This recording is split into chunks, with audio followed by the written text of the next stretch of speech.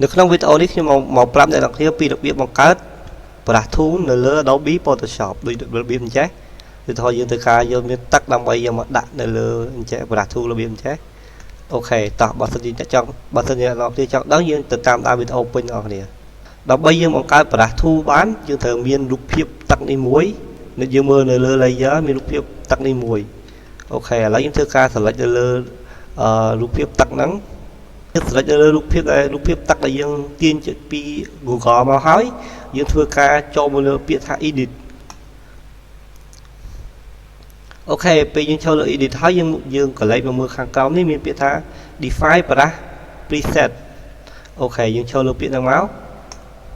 អូខេនេះវានឹងចេញពាក្យថា brush name អូខេយើងចង់ rename ក៏បាន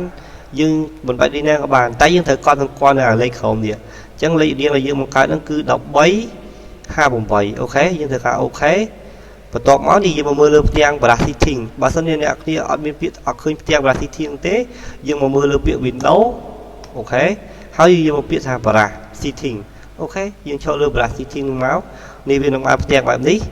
បន្ទាប់ពីបានផ្ទាំងបែបនេះយើងធ្វើការអស់រកមើលលេខយើងនឹង1536អូ1558នេះគឺជា brush ដែលយើងបានបង្កើតមកអូខេបន្ទាប់ពីយើង save brush tool ហើយយើងមកកន្លែងមើល layer យើងធ្វើការលុប layer រូបភាពដែលយើងរូបភាពទឹកដែលយើង download មកយកមកបង្កើតជា brush ហ្នឹងយើងលុបចោលទៅហើយយើងធ្វើការបង្កើត layer ថ្មីមួយហើយយើ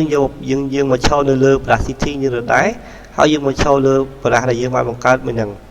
អូខេយើងនិយាយវា1358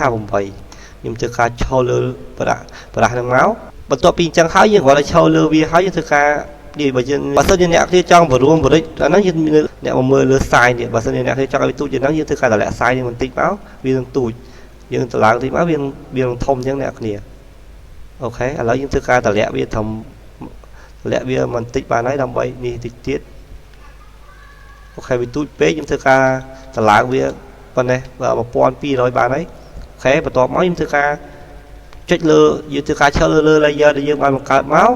ហើយយើងធ្វើការឈរលើ layer ហើយយើងធ្វើការមកឈរលើរូបភាពរបស់យើងធ្វើការចុចលើវាមួយមកប៉ុប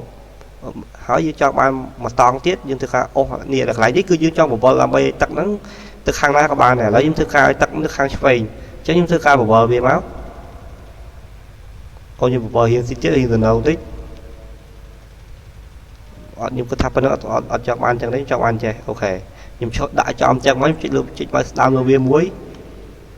អូខេឥឡូវbrush tool យើងគឺបានបង្កើតអ្នកគ្នាយកយ៉ាងម៉េចដែរចំពោះ tip មួយនេះបើអ្នកគ្នាគិតថាល្អជួយ share វីដេអូនេះទុកមើលថ្ងៃក្រោយអរគុណ